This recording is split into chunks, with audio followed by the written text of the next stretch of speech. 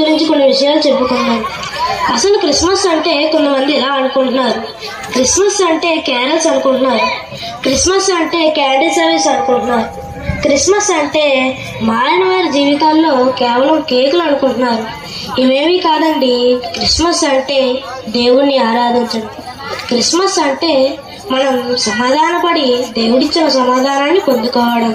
Christmas అంటే మన పాపాలను తొలగించడానికి యేసుక్రీస్తు ఈ లోకానికి వచ్చాడు అని అర్థం. సంవత్సరానికి ఎన్నిసార్లు వస్తుంది క్రిస్మస్ చెప్పండి? యేసుని నమ్మని వారికి డిసెంబర్ 25 అదొక్క రోజే క్రిస్మస్, మళ్ళీ వెళ్ళిపోతుంది.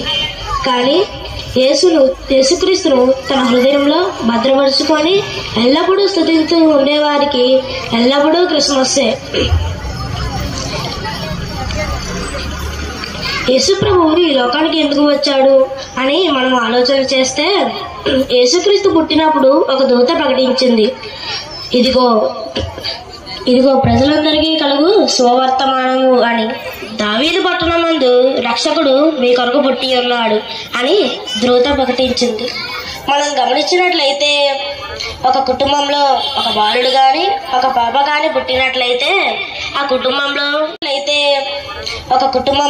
ఒక బాలుడు గాని ఒక పాప గాని పుట్టినట్లయితే ఆ కుటుంబంలో వారి తల్లిదండ్రులు, వారి బంధువులు, వారి ఇరుగు పొరుగు వారు ఆనందంగా ఉంటారు. కానీ బాలుడైన యేసుక్రీస్తు పుట్టినప్పుడు ఈ లోకానికే ఆనందాన్ని తీసుకువచ్చాడు. యేసుక్రీస్తు ఈ లోకానికి ఎందుకు వచ్చాడు అని ఆలోచన చేస్తే, యేసుక్రీస్తు ఈ లోకానికి రావడంతో ఈ లోకం 2 భాగాలుగా విభజించబడింది. క్రీస్తు పూర్వం, క్రీస్తు శకం. ఇప్పుడు మనం 2022 సంవత్సరంలో ఉన్నాం. అంటే యేసుక్రీస్తు ఈ లోకానికి వచ్చి 2022 సంవత్సరాలు అవుతుంది అని అర్థం. దీనిని బట్టి యేసుక్రీస్తు ఈ లోకానికి రాలేదని, ఆయన ఒక పురాణ పురుషుడని, ఇది ఒక కట్టు కథ అని, ఆయన ఈ లోకానికి వచ్చాడని ఎవరో అల్లిన కట్టు కథ అని చెప్పడానికి వీలు లేదు. యేసుక్రీస్తు ఈ లోకానికి ఒక మానవుడిలా ఎందుకు వచ్చాడు అని మనం చూస్తే, యేసుక్రీస్తు ఒక జంతువులా గాని ఒక పక్షిలా గాని పుట్టినట్లయితే జంతు భాషలో మాట్లాడి ఉండేవాడు. కానీ ఒక మానవుడిలా ఎందుకు పుట్టాడంటే మానవుడితో కలిసి ఉండాలనుకున్నాడు, మానవుడితో మంచి రిలేషన్షిప్ మెయింటైన్ చేయాలనుకున్నాడు. అందుకనే దేవుడు ఈ లోకానికి వచ్చాడు.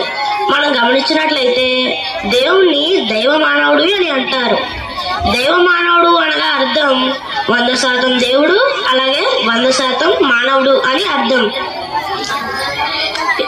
బైబిల్లో ఒక మాట ఉంటుంది,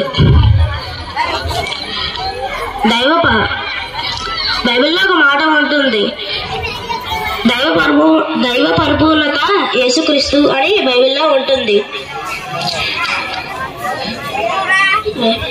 యేసుక్రీస్తు ఈ లోకానికి ఎందుకు వచ్చాడు అని మనం ఆలోచన చేస్తే, మొదటి కారణం, కొంతమంది అనుకుంటారు దేవుడు అలా ఉంటాడేమో, దేవుడు ఇలా ఉంటాడేమో అని, దేవుడు అలా చేస్తే బాగుండేమో, దేవుడు ఎలా చేస్తే బాగుండేమో అని అనుకుంటారు. కానీ దేవుడు ఈ లోకానికి ఒక వెలుగులా వచ్చాడు. దేవుడు రాకముందు మానవుడు చీకట్లో బ్రతుకుతూ ఉండేవాడు. యేసుక్రీస్తు ఈ లోకానికి రావడంతో ఒక వెలుగులా దిగి వచ్చాడు. యేసుక్రీస్తు రావడంతో ప్రతి మనిషి హృదయంలో వెలుగును తీసుకువచ్చాడు. యేసుక్రీస్తు ఈ లోకానికి రావడానికి రెండో కారణం, యేసుక్రీస్తు తన ప్రేమను ఈ లోకానికి చూపించాలనుకున్నాడు. యేసుక్రీస్తు తన ప్రేమను పరలోకమందు కూర్చొని చూపించవచ్చు, కానీ ఈ లోకానికి ప్రత్యక్షంగా వచ్చి చూపిస్తున్నాడు. నిజమైన ప్రేమలో ఎప్పుడూ త్యాగం ఉంటుందండి. దేవుని ప్రేమకు మానవ ప్రేమకు చాలా తేడాలు ఉంటాయి. మానవ ప్రేమ మనం గమనించినట్లయితే మానవుడి ప్రేమ కండిషన్తో కూడుకున్న ప్రేమ. మానవుని షరతులు ఎలాగుంటాయంటే, నీవు నన్ను ప్రేమిస్తే నేను నిన్ను ప్రేమిస్తాను, నీవు నాకు డబ్బులు చాలా బహుమతులు ఇస్తే నేను నిన్ను ప్రేమిస్తాను, నీ దగ్గర మంచి హోదా మంచి డబ్బులు ఉన్నట్లయితే నేను నిన్ను ప్రేమిస్తాను, అదే డబ్బులు హోదా పోతే ప్రేమ కూడా పోతుంది. కానీ దేవుని ప్రేమ అలా కాదు.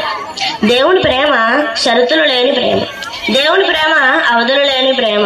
దేవుని ప్రేమ ఎలా ఉంటుందంటే దేవుని ప్రేమ ఎలా ఉంటుందంటే, నీవు నన్ను ప్రేమించకపోయినా నేను నిన్ను ప్రేమిస్తాను, నువ్వు పాపాల్లో ఎక్కడ ఉన్నా నేను నిన్ను ప్రేమిస్తూ ఉంటాను అని చెప్పేదే దేవుడి ప్రేమ. దేవుడి ప్రేమ ఆయన నిన్ను విడవని ఎడబాయని వాగ్దానం చేసిన దేవుడు. మనం మన పాపాలను ఒప్పుకొని ఆయన సన్నిధిలో మోకరించి ఆయన అడిగినట్లయితే మన పాపాలను ఆయన క్షమిస్తాడు. కొంతమంది అనుకుంటారు మన పాపాలను దేవుడు క్షమిస్తాడో లేడో అని మళ్ళీ పాపాలు చేస్తూ ఉంటారు.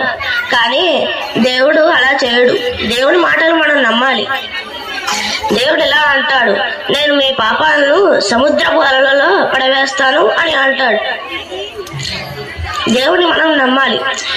మన పాపాలను దేవుడు మర్చిపోయినప్పుడు మనం కూడా మన పాపాలను మర్చిపోవాలి. మనం ఇప్పటికైనా మారి దేవుడిని అడిగినట్లయితే దేవుడు మనల్ని క్షమిస్తాడు. ఇలా మీరు మారి దేవుడిని ఎలా అడుగుతారా?